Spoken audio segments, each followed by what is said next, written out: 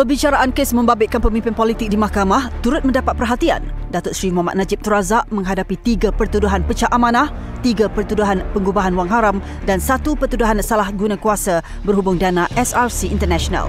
Bekas Perdana Menteri itu didapati bersalah terhadap ke-7 pertuduhan. Turut dihadapkan ke mahkamah isterinya, Datin Sri Rosmah Mansor bagi kes berasuah berkaitan projek solar hybrid. Bekas Menteri Keuangan Lim Guan Eng turut didakwa atas 2 pertuduhan. Kes membabitkan 2 lot tanah milik Kerajaan Pulau Pinang bernilai RM208.8 juta. Selain itu, Mahkamah Tinggi melepas dan membebaskan bekas Ketua Menteri Sabah Tan Sri Musa Aman daripada semua 46 tuduhan rasuah dan pengubahan wang haram berhubung kontrak konsesi balak. Kematian 23 individu dalam insiden kebakaran di Pusat Tahfiz Darul Quran Ittifaqiyah Datuk Keramat 3 tahun lalu akhirnya mendapat pembelaan. Remaja berusia 19 tahun dihukum penjara. Perbicaraan kes membunuh, bersubahat membunuh dan mencederakan pegawai kadet laut Universiti Pertahanan Nasional Malaysia UPNM Zulfarhan Osman Zulkarnain di Mahkamah Tinggi Kuala Lumpur masih belum selesai.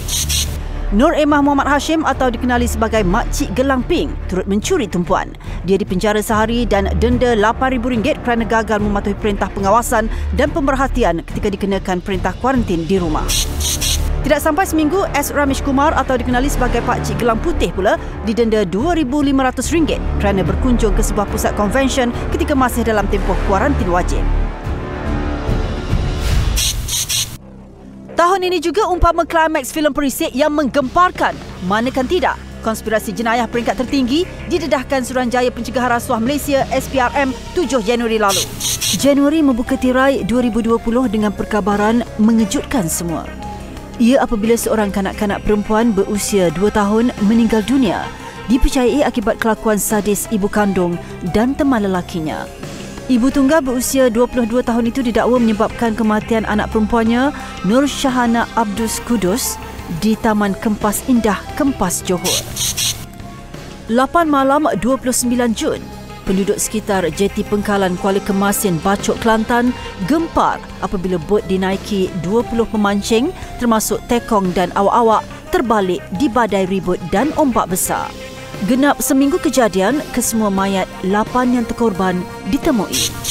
Tak kurang gempar apabila dalang utama kegiatan penipuan Macau Scam dan perjudian dalam talian Alvin Goh dan Eddie Kana ditahan. Ia setelah Suruhanjaya Pencegahan Rasuah Malaysia SPRM percaya mereka mensasarkan mangsa di China selain bekerjasama dengan kartel penipuan di luar negara. Turut ditahan 130 individu termasuk beberapa selebriti terkenal, pegawai dan anggota polis yang dipercayai melindungi sindiket ini. Peribahasa harakan pegar makan padi pula cukup padan dengan penahanan 53 individu antaranya dari pegawai grade terendah KP19 sehinggalah yang berpangkat timbalan pengarah Jabatan Imigresen. Mereka didakwa bersekongkol dengan sindiket urusan cop palsu di sempadan utama negara. Mengecewakan apabila mereka yang diberi amanah gelap mata dengan tawaran puluhan ribu ringgit sebulan selain kenderaan mewah oleh sindiket durjana. 2020 turut membawa perkabaran duka buat keluarga 4 sahabat ini termasuk sepasang kembar. Mangsa Sharifah Farisha Said Fatih, Ayuni Syazwani Sabri, Nur Adilah Muhammad Safwan masing-masing berusia 21 tahun meninggal dunia akibat keracunan karbon monoksida.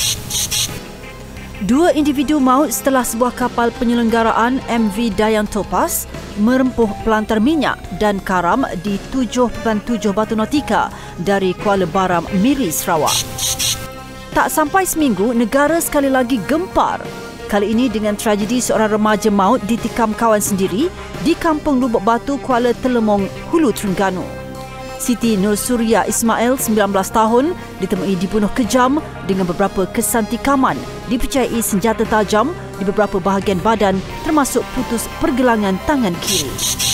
Pagi penduduk taman melawati Ampang 8 November lalu tidak seperti biasa.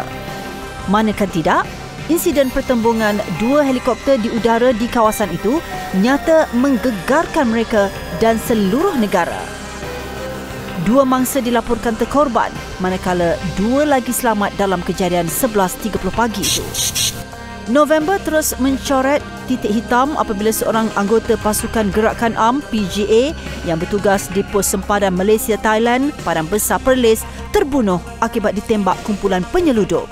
Dalam kejadian 3.10 pagi itu, mangsa mendiang Sarjan Baharudin Ramli sedang bertugas bersama seorang lagi anggota, Sarjan Nurihan Tari yang cedera parah. Tanggal 26 November, pendakwah selebriti ditahan bagi membantu siasatan berhubung 12 laporan membabitkan kes rogol dan cabul. Tragedi menimpa bekas pengarah bahagian teknologi maklumat Institut Penyelidikan dan Kemajuan Pertanian Malaysia MARDI, Dr. Wan Hassan Wan Embong turut mengejutkan kita. Pagi itu terus gempa apabila berita kanak-kanak 4 tahun maut dicampak datuk tirinya dari tingkat 4 apartmen di Danau Kota Setapak.